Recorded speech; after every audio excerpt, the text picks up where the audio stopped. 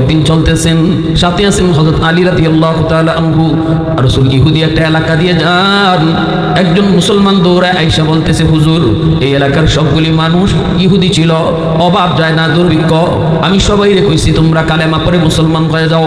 অভাব যিনি দেয়, অভাব তিনি দূর করে। তিনি কে? তিনি জয়কালী না, তিনি রাম মন্দিরও না, তিনি হলেন কে? এক হুজুরে বলেন কে? অভাব যিনি দেয়, তিনি সরায়, তিনি কে? এক আল্লাহর উপর ঈমান আনো, অভাব আল্লাহ দূর করে দিবে, দূর করে দিবে। ভাইরা বন্ধুরা, যখনই এই কথা শুনাইছি, নবী গয়েরা সবাই কালেমা পড়ে মুসলমান হয়েছে, কিন্তু অভাব দূর হলো না। কারণ আল্লাহ পাক মাঝে মাঝে ঈমানের পরীক্ষা নেয় অভাবে ফালাইও, ঠিক না? হ্যাঁ, বিপদ আপদ দিয়েও আল্লাহ ঈমানের পরীক্ষা। ওয়ালা নাবলুওয়ান্নাকুম বিশাইইম মিনাল খাউফি ওয়াল জু' ওয়া নাকসিম মিনাল আমওয়ালি ওয়াল আনফুসি ওয়াস সামারাত ওয়া বাশশিরিস সাবিরিন। আল্লাহু আকবার। নবী গো, এরা আমাকে সাফ সাফ জানিয়ে দিছে, তোমার কথায় কালেমা পড়ে মুসলমান হইছি, কই আমাদের অভাব তো যায় না, তাড়াতাড়ি সাহায্য করো, ফেটো বাত নাই, নাইলে আবার আমরা ইহুদি ধর্ম গ্রহণ করে ফেলবো। নবীজি বলতেছেন, হাই হাই, তে তো বিপদ। ইয়া রাসূলুল্লাহ, এদেরকে কিছু খাওয়ান দিতে হবে, সাহায্য করতে হবে, কিছু আসেনি দেন। রাসূল হযরত আলীর দিকে তাকাইলেন, আলী বাইতুল মাল সম্পাদক, আলী বাইতুল মালে কিছু আসেনি, এই এলাকার মানুষ খুব অভাবে আছে, তাদেরকে দিব। হযরত আলী বলে, ইয়া রাসূলুল্লাহ একদম খালি, কিছুই নাই গো নবী। এমনি একজন ইহুদি অনেক ধনী, সে আয়েশা বলতেছে, মুহাম্মদ সে শুধু ধনী না, সে তাওরাত কিতাবের আলিম।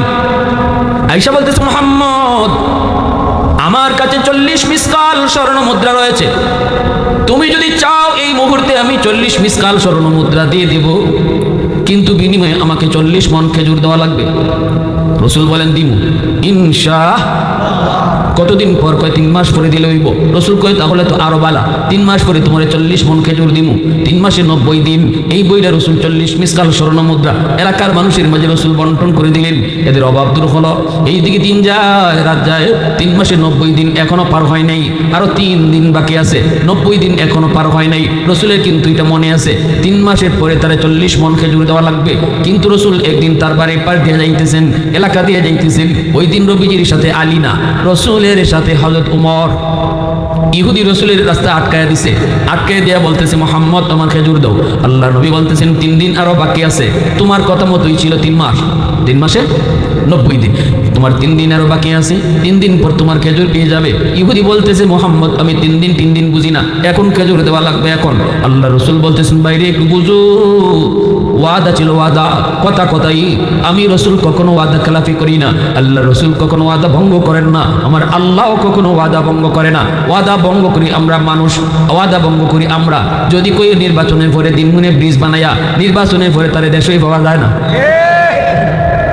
ঠিক না? নি নির্বাচনের আগে, ভোট দেওয়ার আগে চাচারে কইতে, চাচা একটু ভোট দিয়ে নেন, 1 গ্লাস পানি খাই যান। বোতলটা খালি করছে, 7 আপের বোতল করে আওয়াজ করছে, উনি খাইছে, খেয়ে গেছে, মজা লাগছে। বুটটা দিয়ে আইয়া কইছে, চা তোমরা বুটটা দিয়ে আইছি, কিন্তু যাইবার আগে যে খাওয়াইছিলাম, যে মজা লাগছে, আর 1 গ্লাস দেবেন নেই। কই কিতা? কই না, ওই যে খাওয়াইছিলাম বুট দেওয়ার আগে। কই একটু বুঝাই, কিতার নাম? বাবা নাম চিনি না রে বাবা, ওই যে পুস করে উঠছিল। বাতিজা বলতে কয়েছে, চা এটা বুটের আগেই ফুস করে, বুটের পরে আর ফুস করে, ঠিক না? নি আমরা হইলাম এই যাইতে পার্টি, যে বুটের আগেও ফুস করে, পরে আর ফুস করে না। আল্লাহ রাসূল সাল্লাল্লাহু আলাইহি ওয়াসাল্লাম তিনি তো রহমতের নবী। রাসূল বলতেছে, 3 দিন আরো টাইম বাকি আছে, তো একটু সবর করো। 3 দিন বুঝি না এখনই।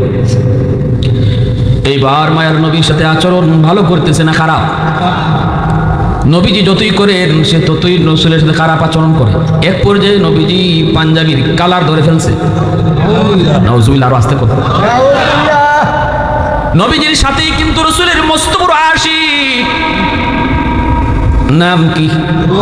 নরম না গরম? খালি গরম না বেশি গরম? উমরের নাম বললেই শয়তান এই রাস্তা দিয়ে আয় না। রাসূল বলতেছেন, আমার উমর যেই রাস্তা দিয়ে যায়, এই রাস্তা দিয়ে শয়তান ঢুকেই না।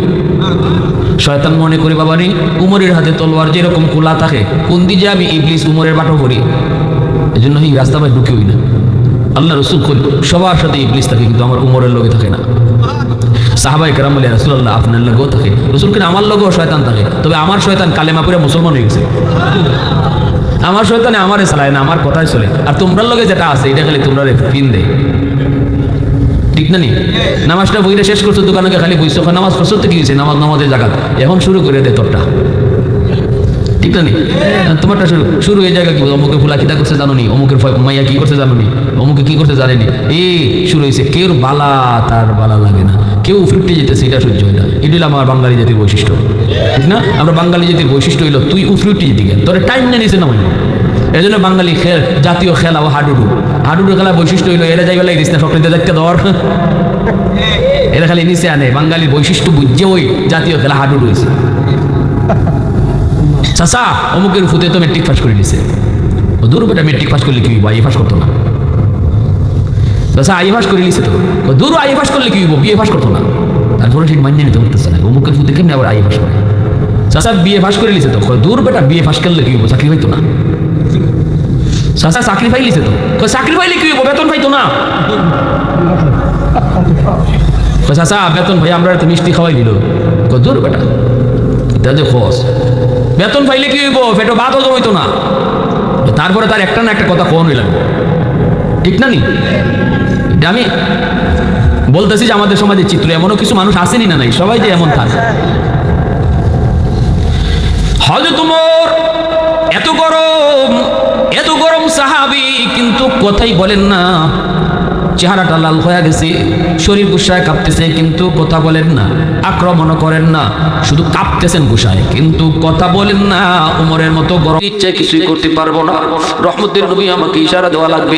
রাসূল তো উমরকে কিছুই করেন না। আর আমি আপনি হইলে কি কইতাম, চেয়ারম্যান যদি এরকম হইতো, সাথে যদি 3-4টা থাকতো, কত কি তারে তোরা খাওয়াই কি এমনি আমার ইজ্জত লই যেতেছে। আর তোরা দিয়ে সাইয়া দেখো চা খাওয়াই এমনি ধর, কারণ আমাকে এলাকার চেয়ারম্যান থেকে সামসার পাওয়ার বেশি থাকে, কষ্ট বেশি পেয়ে নিতেছেন আপনি। হ্যাঁ হ্যাঁ পাওয়ার বেশি, দারোগা থেকে দারোগার বউ আরো বড় দারোগা হয়। এই যে আমরা এখন আল্লাহ রাসূল সাল্লাল্লাহু আলাইহি ওয়াসাল্লাম বলে উমরকে তো কইতে পারতেন উমর ধরো, কিন্তু রাসূল তো তা বলেন না। আল্লাহর নবী যখন দেখেন নবীর কালারে ধরে ফেলেছে, রাসূল উমরের দিকে তাকাইছেন, আর রাসূলের মনে মনে হযরত উমর ভাবতেছেন রাসূল শুধু চোখে ইশারা দিবেন এরে দাও, তাইলেই তো এর কল্লা আলো। কিন্তু রাসূল উমরের চেহারার দিকে তাকায় দেখেন চোখগুলো লাল লাল হয়ে গেছে হযরত উমরের গুসা। নবীজি ধমক দিয়া বলেন উমর চোখ নিচের দিকে নামাও। পাওনাদার দুই কথা বলতেই পারে, তোমার আমার হজম করা উচিত। আমার আদর্শের নবী সুবহানাল্লাহ, ওয়া ইন্নাকা লাআলা খুলুকিন আযীম। এজন্যই তো আল্লাহ বলছে, আমি কসম খেয়ে কইতেছি আমার বন্ধুর চরিত্র হলো পৃথিবীর শ্রেষ্ঠ উত্তম চরিত্র। রাসূল বলেন উমর চোখ নিচের দিকে নামাও। সে পাওনাদার দুই কথা বলতেই পারে, উমর পাওনাদারের কথা হজম করা লাগে, পাওনাদারের কথা হজম করা লাগে, পাওনাদারের সাথে রাগ করা যায় না, একটু হজম করা লাগে। এ উমর চোখ নিচের দিকে নামাও। সাথে সাথে হযরত উমর চোখটা নিচের দিকে নামায় ফেলছেন। রাসূল ডাক দিয়ে কাছে আইনা কানে কানে বলতেছেন, উমর শোনো, এখনই তারে 40 মণ খেজুর দিয়া দিবা, আর দেওয়ার সময় তারে 40-এর 10-এর খেজুর আরো বেশি দিবা, 10-এর খেজুর আরো বেশি দিবা। হযরত উমর চোখের পানি মুছে, নবী গো তারে বেশি কেন দিব গো নবী, এত খারাপ আচরণ করলো। রাসূল বলতেছে উমর রে, বেশিটার কারণ হলো তুমি যে তার দিকে চোখ লাল করে তাকাইছো, এর জরিমানা হলো 10-এ। সুবহানাল্লাহ, আওয়াজ দিয়ে বলুন সুবহানাল্লাহ। মুসলমান নবীর উম্মত শুনো, আমার নবীর আখলাক কি ছিল, আমার নবীর আদর্শ কি ছিল, আর আমরা কি করি, আমরা কই আছি। হযরত উমর মাথাটা নিচের দিকে দিয়া চোখের পানি ধরে কান্দে, আর কই নবী গো আল্লাহ আপনারে কেমনে বানাইছে গো নবী। সাথে সাথে তারে বলতেছে আয় ভাই তুই তোর খেজুর লিয়ে যা। হযরত ওমর গিয়া তারে 40 মণ খেজুর দিতেছে, চোখ দিয়ে কিন্তু পানি পড়তেছে। হযরত ওমর কান্দেন, তারে 10-এর খেজুর যখন বেশি দিবেন, তখন ইহুদি ডাক দিয়া কই ওমর বেশি কেন দিতেছো? সাথে সাথে হযরত ওমর বলেন, কথা বাড়াইস না রে ভাই, এখনো কিন্তু আমার শরীরে গুসা কমছে, কথা বাড়াইস না, যা দে তুই লয়ে যা। ওমর আমাকে বুঝায় বলতে হবে 10-এর বেশি কেন?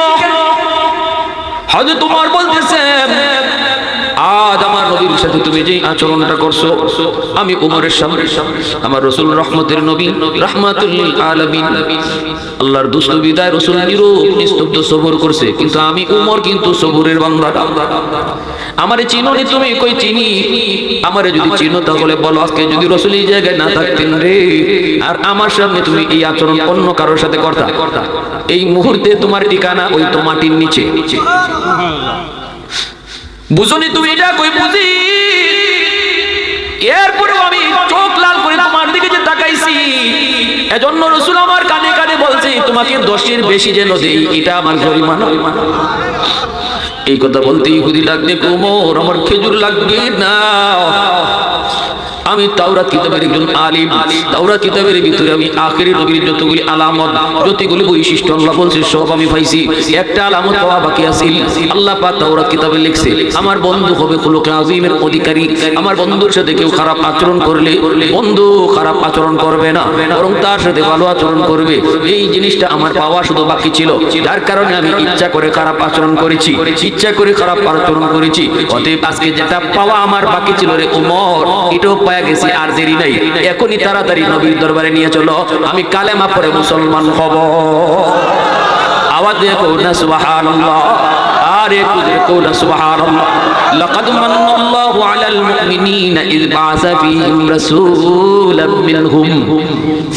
ऐ हबीबे किबरिया तुम पर सलाम, ऐ हमारे दिल रुबा तुम पर सलाम, दिल सदा कहता रहा तुम पर सलाम, ऐ इमामुल अंबिया तुम पर सलाम, मस्जिदे अक़सा में जुमला अंबिया, मस्जिदे अक़सा में जुमला अंबिया मुक़तदी थे और विहा तुम मुक़तदा, मुक़तदी थे और विहा तुम मुक़तदा, ऐ इमामुल अंबिया तुम पर सलाम, दिल सदा कहता रहा तुम पर सलाम।